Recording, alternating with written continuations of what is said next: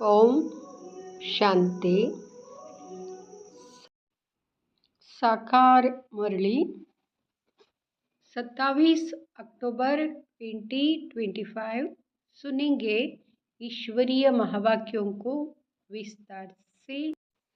मीठे बच्चे, नाजुक पना भी देह अभिमान है।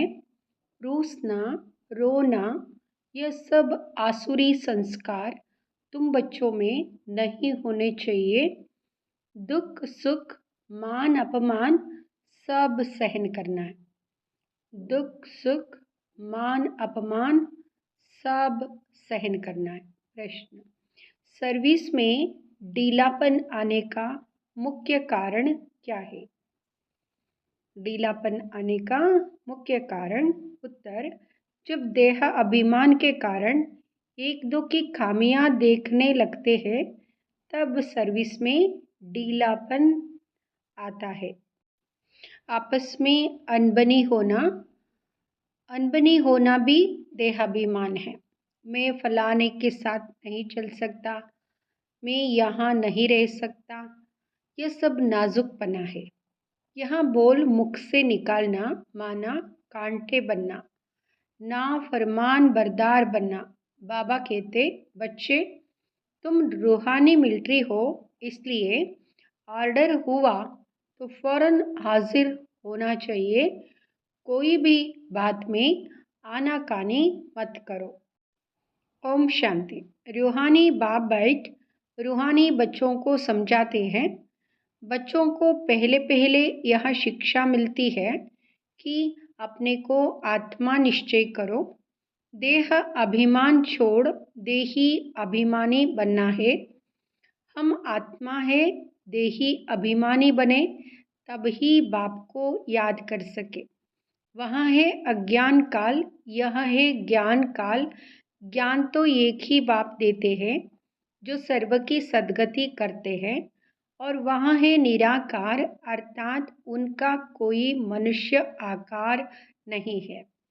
जिसको मनुष्य का आकार है उनको भगवान नहीं कह सकते।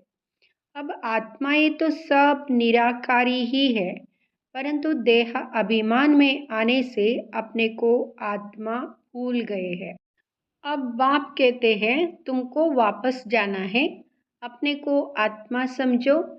आत्मा समझ बाप को याद करो, तब जन्म जन्मांतर के पाप भस्म हो, और कोई उपाय नहीं। आत्मा ही पतित, आत्मा ही पावन बनती है। बाप ने समझाया है पावन आत्माएं है सतयुग त्रेता में, पतित आत्मा फिर रावण राज्य में बनती है। सीडी में भी समझाया है जो पावन थे वह पतित बने हैं। 5000 वर्ष पहले तुम सब आत्माएं शांतिधाम में पावन थी, उसको कहा ही जाता है निर्वाण धाम। फिर कलयुग में पतित बनते हैं। कलयुग में पतित बनते हैं। जब निर्वाण धाम में है तो पावन है, कलयुग में पतित बनते हैं तब चिल्लाते हैं, हे पतित पावन आओ। बाबा समझाते हैं, बच्चे मैं जो तुमको ज्ञान दे रहा हूँ पतित से पावन होने का, वह सिर्फ मैं ही देता हूँ, जो फिर प्रायलोप हो जाता है। बाप को ही आकर सुनाना पड़ता है। यहाँ मनुष्यों ने अथाह शास्त्र बनाए हैं। सतयुग में कोई शास्त्र होता ही नहीं, वहाँ भक्ति मार्ग रिंचक भी नहीं। अभी बाप कहते हैं तुम मेरे द्वारा ही पतित से पावन बन सकते हो। पावन दुनिया ज़रूर बननी ही है। मैं तो बच्चों को ही आकर राजयोग सिखाता हूँ। दैवी गुण भी धारण करने हैं। रूसना रोना यह सब आसुरी स्वभाव है। बाप कहते हैं दुख सुख मान अपमान सब बच्चों को सहन करना है, नाजुकपना नहीं। मैं फलाने स्थान पर नहीं रह सकती हूँ, यहाँ भी नाजुकपना है। इनका स्वभाव ऐसा है, यहाँ ऐसा है, वैसा है। यहाँ कुछ भी रहना नहीं चाहिए। मुख से सदैव फूल ही निकले, कांटा नहीं निकलना चाहिए। कितने बच्चों के मुख से कांटे बहुत निकलते हैं। किसको गुस्सा करना भी कांटा है। एक दो में बच्चों की अनबनी बहुत होती है।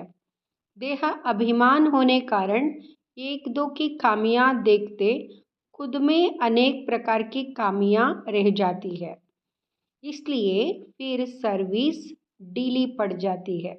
एक दूसरे की खामियां देखते हैं और खामियां रह जाती है, सर्विस ढीली पड़ जाती है।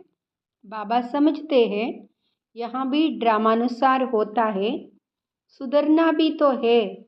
मिलिट्री के लोग जब लड़ाई में जाते हैं तो उन्हों का काम ही है दुश्मन से लड़ना। फ्लड्स होती है, वह कुछ हंगामा हुआ तो भी बहुत मिलिट्री को बुलाते हैं। फिर मिलिट्री के लोग मजदूरों आदि का काम भी करने लग पड़ते हैं। गवर्नमेंट मिलिट्री को ऑर्डर करती है, यह मिट्टी सारी भरो। अगर कोई ना आया तो गोली के मुंह पे। गवर्नमेंट का ऑर्डर मानना ही पड़े। बाप कहते हैं तुम भी सर्विस के लिए बांधे हुए हो। बाप जहाँ भी सर्विस पर जाने के लिए बोले झट हाजिर होना चाहिए। नहीं माना तो मिलिट्री नहीं कहेंगे, वहाँ फिर दिल पर नहीं चढ़ते। तुम बाप के मददगार हो सबको पैगाम देने में। तुम बाप के मददगार हो पैगाम देने में। अब समझो कहाँ बड़ा म्यूज़ियम खोलते हैं। कहते हैं 10 माइल दूर है। सर्विस पर तो जाना पड़े ना, खर्चे का ख्याल थोड़े ही करना है। बड़े से बड़ी गवर्नमेंट बेहद के बाप का ऑर्डर मिलता है, जिसका राइट हैंड फिर धर्मराज है। उनकी श्रीमत पर ना चलने से, क्योंकि बाबा का राइट हैंड धर्मराज है, उनकी श्रीमत पर ना चलने से फिर गिर पड़ते हैं। श्रीमत कहती है अपनी आंखों को सिविल बनाओ। काम पर जीत पाने की हिम्मत रखनी चाहिए। बाबा का हुक्म है, अगर हम नहीं मानेंगे तो एकदम चकनाचूर हो जाएंगे। 21 जन्मों की राजाई में रोला पड़ जाएगा। बाप कहते हैं मुझे बच्चों के बिगड़ तो कभी कोई जान ना सके। कल्प पहले वाले ही आहिस्ते आहिस्ते निकलते रहेंगे। कल्प पहले जो निकलते वही निकलते रहेंगे। कल्प पहले वाले बच्चे आहिस्ते आहिस्ते निकलते रहेंगे। यहाँ है बिल्कुल नई बात। यह गीता का युग, परंतु शास्त्रों में इस संगम युग का वर्णन नहीं है। गीता को ही द्वापर में ले गए, लेकिन जब राजयोग सिखाया तो जरूर संगम होगा ना। परंतु किसकी भी बुद्धि में यह बातें नहीं है। अभी तुम्हें ज्ञान का नशा चढ़ा हुआ है। मनुष्यों को है भक्ति मार्ग का नशा। कहते हैं भगवान भी आ जाए तो भी हम भक्ति नहीं छोड़ेंगे। यहाँ उत्तान और पतन की सीढ़ी बहुत अच्छी है, तो भी मनुष्यों की आंखें नहीं खुलती है। माया के नशे में एकदम चकनाचूर है। ज्ञान का नशा बहुत देरी से चढ़ता है। पहले तो दैवी गुण भी चाहिए। बाप का कोई भी ऑर्डर हुआ तो उसमें आनाकानी नहीं करनी है। यहाँ मैं नहीं कर सकता हूँ, इसको कहा जाता है नाफरमान बरदार। श्रीमत मिलती है ऐसा ऐसा करना है तो समझना चाहिए कि शुबाबा की श्रेष्ठ मत है। वहाँ है ही सदगति दाता। दाता कभी उल्टी मत नहीं देंगे। बाप कहते हैं मैं इनके बहुत जन्मों के अंत में प्रवेश करता हूँ। इनसे भी देखो लक्ष्मी ऊंच चली जाती। गायन भी है, फीमेल को आगे रखा जाता है। पहले लक्ष्मी फिर नारायण, यथा राजा रानी तथा प्रजा हो जाती है। तुमको भी ऐसा श्रेष्ठ बनना है। इस समय तो सारी दुनिया में रावण राज्य है। सभी कहते हैं राम राज्य चाहिए। अब है संगम। जब इन लक्ष्मी नारायण का राज्य था तो रावण राज्य नहीं था। फिर चेंज कैसे होती है यहाँ कोई नहीं जानते। सभी घोर अंधियारे में है। समझते हैं कलयुग तो अभी छोटा बच्चा रेगड़ी पहन रहा है। तो मनुष्य और ही नींद में सोए पड़े हैं, क्योंकि छोटा बच्चा समझा ना कलयुग को, रेगड़ी पहन रहा है, छोटा बच्चा है, सोए हुए है। यहाँ रूहानी नॉलेज रूहानी बाप ही रूहों को देते हैं, राजयोग भी सिखलाते हैं। श्री कृष्ण को रूहानी बाप नहीं कहेंगे, वहाँ ऐसे नहीं कहेंगे कि हे रूहानी बच्चों। यहाँ भी लिखना चाहिए रूहानी नॉलेजफुल बाप स्पिरिचुअल नॉलेज रूहानी बच्चों को देते हैं।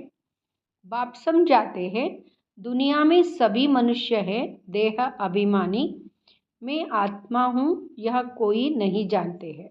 बाप कहते हैं किसकी भी आत्मा लीन नहीं होती है। अभी तुम बच्चों को समझाया जाता है दशहरा दीपावली क्या है। मनुष्य तो जो भी पूजा आदि करते हैं सब ब्लाइंड फेथ की, जिसको गुड्डी पूजा कहा जाता है, पत्थर पूजा कहा जाता है। अभी तुम पारस बुद्धि बनते हो तो पत्थर की पूजा नहीं कर सकते हो, चित्रों के आगे जाकर माथा टेकते हैं, कुछ भी समझते नहीं। कहते भी है ज्ञान भक्ति और वैराग्य। ज्ञान आधा कल्प चला फिर भक्ति शुरू हुई, अब तुमको ज्ञान मिलता है तो भक्ति से वैराग्य आ जाता। यहाँ दुनिया ही बदलती है, कलयुग में भक्ति है, सतयुग में भक्ति होती नहीं, वहाँ है ही पूज्य। बाप कहते हैं बच्चे तुम माथा क्यों टेकते हो, आधा कल्प तुमने माथा भी घिसाया, पैसे भी गवाए, मिला कुछ नहीं।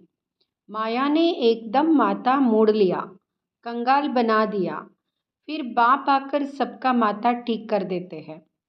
अभी आहिस्ते आहिस्ते कुछ यूरोपियन लोग भी समझते हैं। बाबा ने समझाया है यह भारतवासी तो बिल्कुल तमोगणी बन गए हैं। वहाँ और धर्म वाले फिर भी पीछे आते हैं तो सुख भी थोड़ा दुख भी थोड़ा मिलता है। भारतवासियों को सुख बहुत तो दुख भी बहुत है। शुरू में ही कितने धनवान एकदम विश्व के मालिक होते हैं, और धर्म वाले कोई पहले थोड़े ही धनवान होते हैं, पीछे वृद्धि को पाते पाते अभी आकर धनवान हुए हैं। जैसे जैसे पीछे पीछे वृद्धि को पाते हैं, पीछे बाद में धनवान बनते हैं। लेकिन भारतवासी पहले से ही धनवान थे, सुख शांति धन सब कुछ था। लेकिन दूसरे धर्म वाले पीछे वृद्धि को पाते हैं और धनवान बनते हैं। अब फिर सबसे भिखारी भी भारत बना है, अंधश्रद्धालु भी भारत है, यह भी ड्रामा बना हुआ है। बाप कहते मैंने जिसको हेवन बनाया वहाँ हेल बन गया है। मनुष्य बंदर बुद्धि बन गए हैं, उनको मैं आकर मंदिर लायक बनाता हूँ। विकार बड़े खड़े होते हैं, क्रोध कितना है, तुम्हारे में कोई क्रोध नहीं होना चाहिए, बिल्कुल। बाबा कहते तुम बच्चों में क्रोध नहीं होना चाहिए, बिल्कुल मीठे शांत अति मीठे बनो। यह भी जानते हो कोर्टों में कोई ही निकलते हैं राजाई पद पाने वाले। बाप कहते हैं मैं आया हूँ तुमको नर से नारायण बनाने, उसमें भी 8 रतन मुख्य गाए जाते हैं। 8 रतन और बीच में है बाबा, 8 है पासविता नर्स, 100 भी नंबरवार पुरुषार्थ अनुसार। देह अभिमान को तोड़ने में बड़ी मेहनत लगती है, देह का भान बिल्कुल निकल जाए। कोई कोई पक्के ब्रह्मज्ञानी जो होते हैं उन्हों का भी ऐसे होता है, बैठे बैठे देह का त्याग कर देते हैं, बैठे बैठे ऐसे शरीर छोड़ते हैं, वायुमंडल एकदम शांत हो जाता है, और अक्सर करके प्रभात के शुद्ध समय पर शरीर छोड़ते हैं। रात को मनुष्य बहुत गंध करते हैं, सुबह को स्नान आदि करके भगवान भगवान कहने लगते हैं, पूजा करते हैं। बाप सब बातें समझाते रहते। प्रदर्शनी आदि में भी पहले पहले तुम अलफ का परिचय दो, पहले अलफ और बे। बाप तो एक ही निराकार है, बाप रचयिता ही बैठ रचना के आदि मध्य अंत का ज्ञान समझाते हैं। वही बाप कहते मामेकम याद करो। देह के संबंध छोड़ अपने को आत्मा समझ मामेकम याद करो। बाप का परिचय तुम देंगे, फिर किसको हिम्मत नहीं रहेगी प्रश्न उत्तर करने की। पहले बाप का निश्चय पक्का हो जाए तब बोलो। 84 जन्म ऐसे लिए जाते हैं। चक्र को समझ लिया, बाप को समझ लिया, फिर कोई प्रश्न उठेगा नहीं। बाप का परिचय देने बगैर बाकी तुम टिक टिक करते हो तो उसमें तुम्हारा टाइम बहुत वेस्ट हो जाता है। गले ही घुट जाते। टिक टिक करने से टाइम भी वेस्ट होता है और गला भी घुट जाता है। पहली पहली बात अलफ की उठाओ। टिक टिक करने से समझ थोड़े ही सकते हैं। बिल्कुल सिंपल रीति और धीरे से बाइट समझाना चाहिए। जो देही अभिमानी होंगे वही अच्छा समझा सकेंगे। बड़े बड़े म्यूजियम में अच्छे अच्छे समझाने वालों को मदद देनी पड़े। थोड़े रोज अपना सेंटर छोड़ मदद देने आ जाना है। पिछाड़ी में सेंटर संभालने कोई को बिठा दो। अगर गद्दी संभालने लायक कोई को आप समान नहीं बनाया है तो बाप समझेंगे कोई काम के नहीं है। किसी को गद्दी संभालने के लिए लायक बनाकर आप समान बनाने का है, नहीं तो समझेंगे काम के नहीं, सर्विस नहीं की। बाबा को लिखते हैं सर्विस छोड़ कैसे जाए। अरे बाबा हुक्म करते हैं फलानी जगह प्रदर्शनी है, सर्विस पर जाओ। अगर गद्दी लायक किसको नहीं बनाया है तो तुम किस काम के। बाबा ने हुक्म किया, झट भागना चाहिए। महारथी ब्राह्मणी उनको कहा जाता है। बाकी तो सब है घोड़े सवार प्यादे। सबको सर्विस में मदद देनी है। इतने वर्ष में तुमने किसको आप समान नहीं बनाया है तो क्या करते थे। इतने समय में मैसेंजर नहीं बनाया है जो सेंटर संभाले। कैसे कैसे मनुष्य आते हैं जिनसे बात करने का भी अक्ल चाहिए। मुरली भी ज़रूर रोज़ पढ़नी है अथवा सुननी है। मुरली नहीं पढ़ी गोया एब्सेंट पड़ गए। तुम बच्चों को सारे विश्व पर घेराव डालना है। तुम सारे विश्व की सेवा करता हो ना, सेवा करते हो ना। आज बाबा कहते घेराव डालो सारे विश्व पर। पति दुनिया को पावन बनाना यह घेराव डालना है ना। सभी को मुक्ति जीवन मुक्ति धाम का रास्ता बताना है, दुख से छुड़ाना है। अच्छा मीठे मीठे सिकिलदे बच्चों प्रति माता पिता बाप दादा का याद प्यार और गुड मॉर्निंग।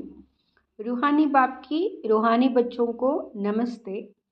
हम रूहानी बच्चों की रूहानी माता पिता बाप दादा को याद प्यार गुड मॉर्निंग नमस्ते। धारणा के लिए मुख्य सार। फर्स्ट, बहुत मीठे शांत अति मीठे स्वभाव का बनना है। कभी भी क्रोध नहीं करना है। अपनी आंखों को बहुत बहुत सिविल बनाना है। दूसरा, बाबा जो हुक्म करे उसे फौरन मानना है। सारे विश्व को पतित से पावन बनाने की सेवा करनी है, अर्थात घेराव डालना है। वरदान, बाप की याद द्वारा असंतोष की परिस्थितियों में सदा सुख व संतोष की अनुभूति करने वाले महावीर भाव। सदा बाप की याद में रहने वाले हर परिस्थिति में सदा संतुष्ट रहते। जो सदा याद में रहते हैं वो सदा हर परिस्थिति में संतुष्ट रहते, क्योंकि नॉलेज की शक्ति के आधार से नॉलेज की शक्ति के आधार पर पहाड़ माफिक परिस्थिति भी राई अनुभव होती है। राई अर्थात कुछ नहीं। चाहे परिस्थिति असंतोष की हो, दुख की घटना हो, लेकिन दुख की परिस्थिति में सुख की स्थिति रहे तब कहेंगे महावीर। कुछ भी हो जाए, नथिंग न्यू के साथ साथ बाप की स्मृति से सदा एकाग्र स्थिति रह सकती है। फिर दुख अशांति की लहर भी नहीं आएगी। स्लोगन, अपना दैवी स्वरूप सदा स्मृति में रहे तो कोई की भी व्यर्थ नजर नहीं जा सकती। अपना दैवी स्वरूप सदा स्मृति में रहे तो कोई की भी व्यर्थ नज़र नहीं जा सकती। अव्यक्त इशारे स्वयं और सर्व के प्रति मनसा द्वारा योग की शक्तियों का प्रयोग करो। अपने प्रति, दूसरों प्रति योग की शक्तियों का प्रयोग कर। जैसे साइंस की शक्ति का प्रयोग लाइट के आधार पर होता है। अगर कंप्यूटर भी चलता है तो कंप्यूटर माइट है, लेकिन आधार लाइट है। वैसे आपके साइलेंस की शक्ति का भी आधार लाइट है। जब वह प्रकृति की लाइट अनेक प्रकार के प्रयोग प्रैक्टिकल में करके दिखाती है, तो आपकी अविनाशी परमात्म लाइट, आत्मिक लाइट और साथ साथ प्रैक्टिकल स्थिति लाइट, तो इससे क्या नहीं प्रयोग हो सकता है, कुछ भी हो सकता है। ओम शांति।